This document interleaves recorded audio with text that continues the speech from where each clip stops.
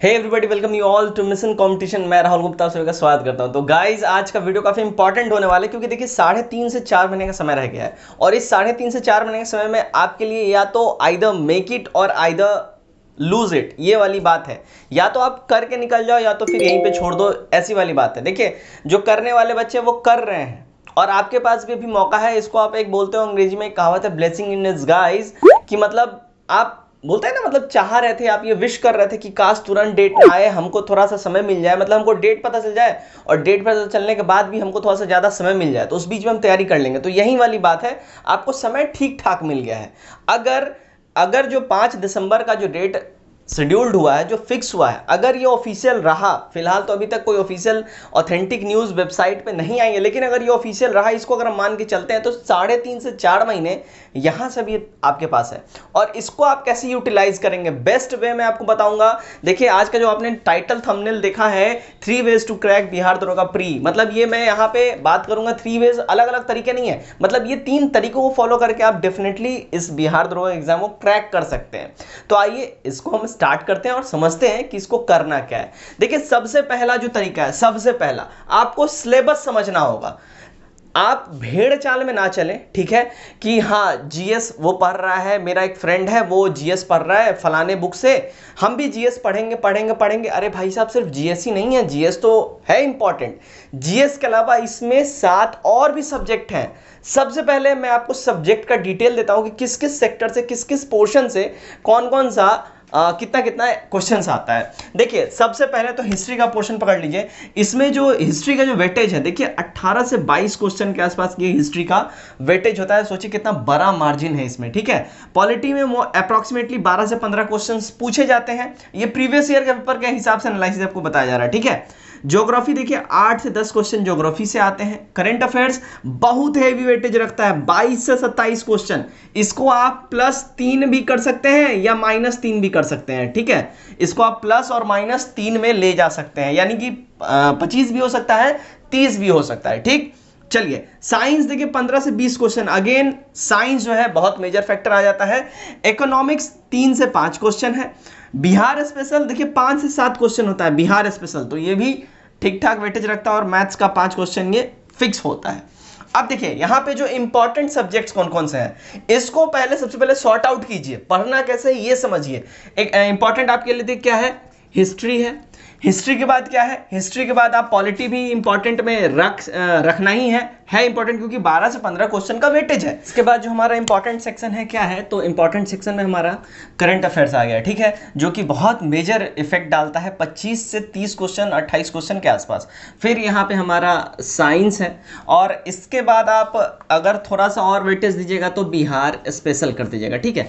तो ये जो पोर्शन है, ये पोर्शन मोस्ट इंपॉर्टेंट है, आपको देखना है, ठीक है। History, polity, current affair, science और बिहार स्पेशल। बिहार स्पेशल में देखिए, मैं इसमें स्पेशली बोलूंगा, बिहार स्पेशल में आप बिहार का जो भी बजट सर्वे आया है, ठीक है, इसका फर्टिलिटी रेट, उसके बाद इसमें आईएफएससीआर जो रिपोर्ट रहता है बिहार गवर्नमेंट का, ये सब आप अच्छे से देखिए। और जो करंट अफेयर्स बिहार का है वो फोकस कीजिए, क्योंकि वहीं से क्वेश्चन बनते हैं। आपको इसके लिए स्पेशलाइज्ड कोई बुक पढ़ने की जरूरत नहीं है, मैं दावे से बोल रहा हूँ। आप सिर्फ बिहार का करंट अफेयर्स फॉलो कीजिए, आपका बिहार स्पेशल कंप्लीट हो जाएगा। यहाँ पे आप इसके लिए टेंशन नहीं लीजिए। हिस्ट्री का मैं बात करूं और पॉलिटी, करंट अफेयर्स की मैं बात करती हूँ। करंट अफेयर्स यहाँ पे देखिए, तो पहले तो आप यहाँ समझ रहिए कि ये सब्जेक्ट आपको इंपॉर्टेंटली पढ़ने हैं। अब हम बात कर लेते हैं, देखिए बुक्स कौन से होंगे, सोर्सेज क्या होंगे, बुक्स और ऑनलाइन दोनों की मैं बात करूंगा, ठीक है।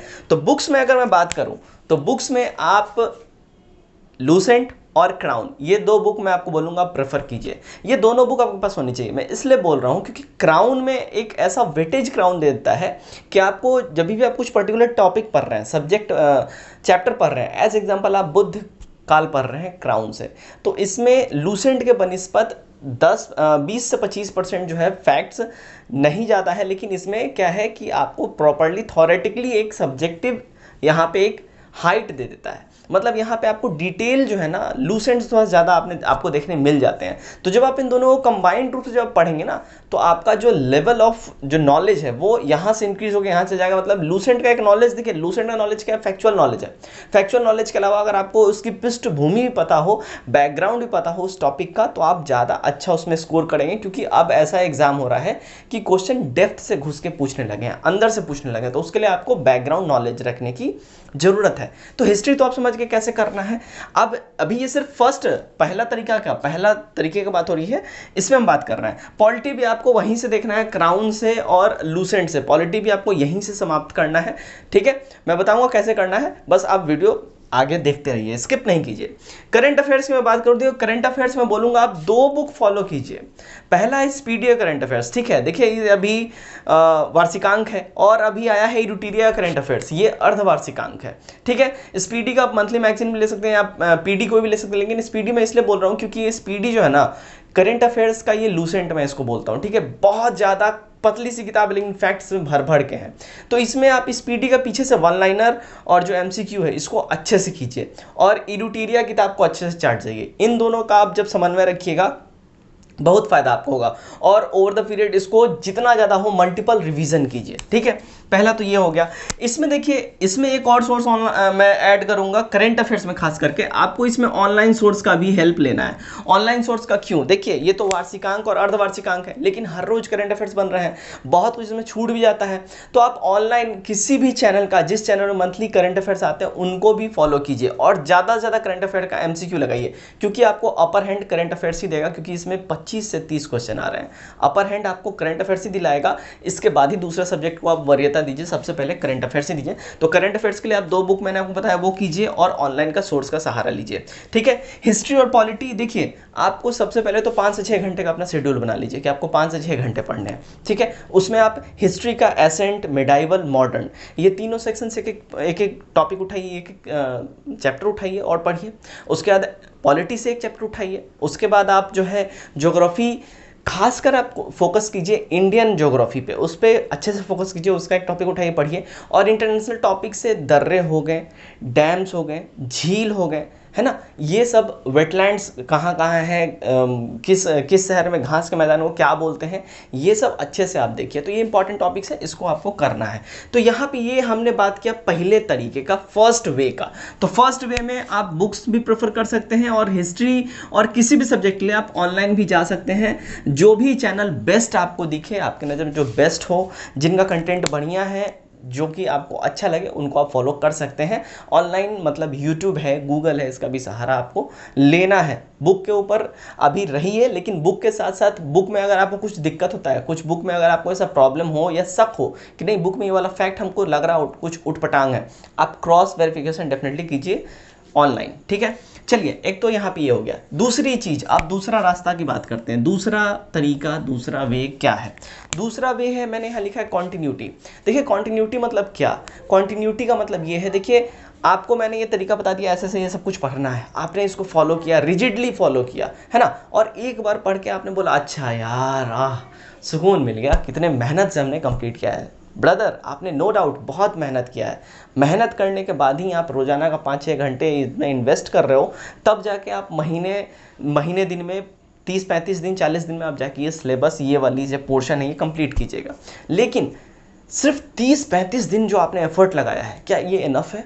देखिए ये तो शुरुआत है, ये आपने इनफ, ये जो एफर्ट आपने डाला 30-35 दिन का, ये आपने फाउंडेशन डाला है, इसको आप बिल्डअप करना है। बिल्डअप कैसे करना है भाई साहब? बिल्डअप आपको करना है इसका ओवर द टाइम, जितना ज़्यादा हो सके, मोर यू रिवीजन, इसका रिवीजन करना है, ठीक है। रिवीजन इसका आपको करना है, और साथ ही साथ एमसीक्यूज लगाने हैं, ठीक है।